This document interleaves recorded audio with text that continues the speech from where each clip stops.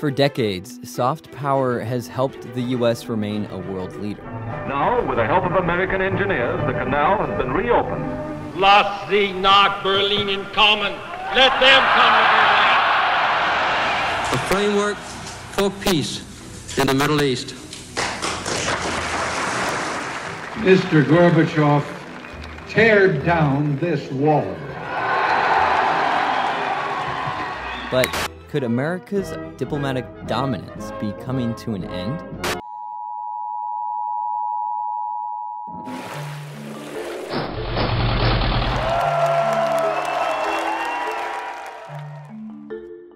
Why is the US a powerful nation? Well, partly because of its military. That's hard power. Its resources and bases outnumber anyone else's in the world. But American soft power is another big factor. That's the ability to attract nations to a common goal without using coercion or payments.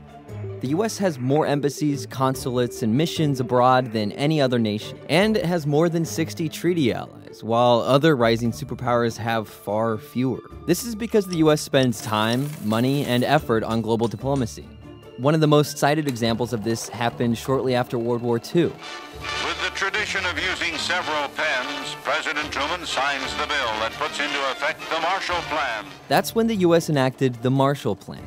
The act, overwhelmingly passed by Congress in 1948, dumped $12 billion into rebuilding Europe after it was ravaged by the war. Spending money on countries destroyed by the Nazis apparently buys a lot of goodwill and some solid trading partners.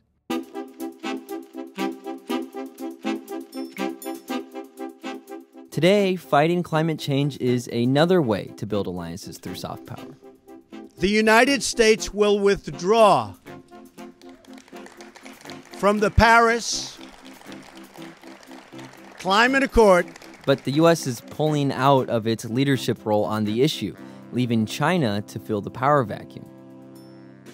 And President Donald Trump's plans for the federal budget will cut into programs meant to expand U.S. soft power. Those include the East-West Center, United States Institute of Peace, U.S. African Development Foundation, and the Woodrow Wilson Center.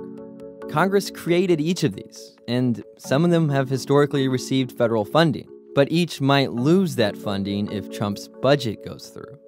Although cutting these programs might save some money, it could hamper U.S. soft power in places like Africa, where the U.S. is increasingly competing for influence against China.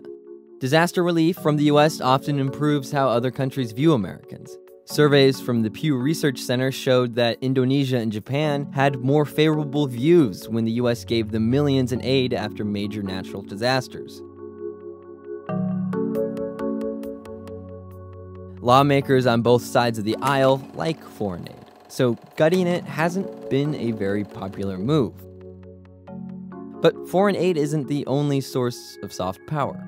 Non-governmental organizations, Hollywood, universities, and Silicon Valley can also generate soft power. Each helps build cultural or technological ties between the US and other nations. But even those centers of influence could be damaged by America's growing unpopularity around the globe, and by the decay of US soft power.